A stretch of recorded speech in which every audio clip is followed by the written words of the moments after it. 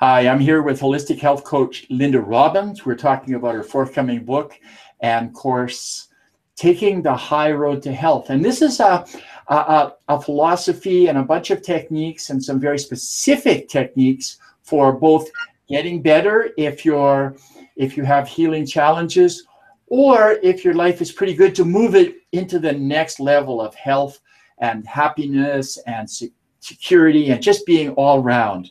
Welcome, Linda. Hi, Jim. It's nice to be here. Hi. And today we're talking about the second principle from your book, and that is living strongly. So would you talk to us about your concept and your particular implementation of the strong life? Take it away, Linda. Living strongly, to me, is all about being in our power. Not being powerful, but being in our own internal power and then expressing that power to the world. So there are many ways that we can actually live strongly. The first being exercising our bodies. So, our bodies are designed to move. And unfortunately, in our culture, in our society, particularly our work society today, the majority of people are sitting at their desks or sitting in their cars, and our bodies aren't performing movement. And when we're not moving our bodies become very stale and stagnant. There's no circulation moving throughout the body. There's no oxygen and fresh blood supply to the nerves and the organs and the skeletal system and the muscles. So it's very important that we consider flexibility of the musculoskeletal system and strength for our muscles and our bones. And then endurance for our respiratory system and our circulatory system and our heart and our blood vessels and our arteries. So I go into detail in the book about very simple ways to move our bodies, like when we go to the store to shop, find the furthest parking spot from the door and walk.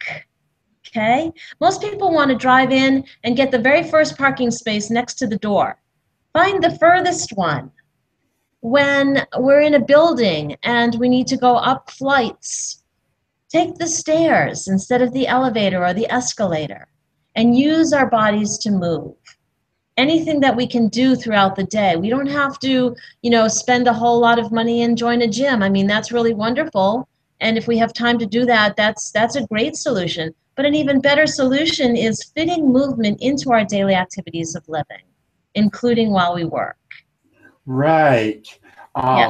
Wonderful. Now, of course, living strongly also means strength in a sort of an emotional and interior and interpersonal way too. So I wonder, give us some examples of things from your book and your courses, but also just some understanding of some of those other elements of strength.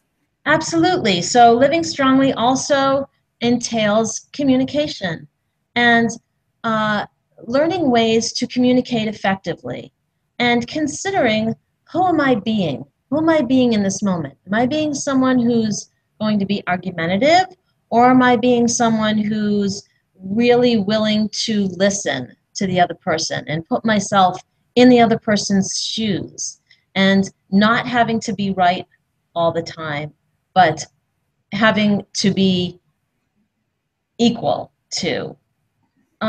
And then agreeing to disagree.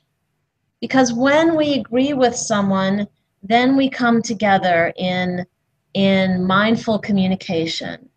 And then in my book and in my course particularly, I reveal the 3 magic words. Many people have an idea of what the 3 magic words are, but I can guarantee you all that those are not the 3 magic words. The ones that you're thinking of, the ones that occur a lot on Valentine's Day, are not the 3 magic words to effective communication. So in my book, I talk about the 3 magic words and then go into more details about how to use those 3 magic words in a way that we communicate effectively in order to have peaceful and joyful relationships with others in our lives and with ourselves. Because it all begins with the self. It all starts with the self. Well, that was a wonderful introduction to Living Strongly, and a pretty good tease too. Thank you very much, Linda, and I look forward to hearing more about the principles of taking the high road to health. Thank you very much. Thank you, Jim.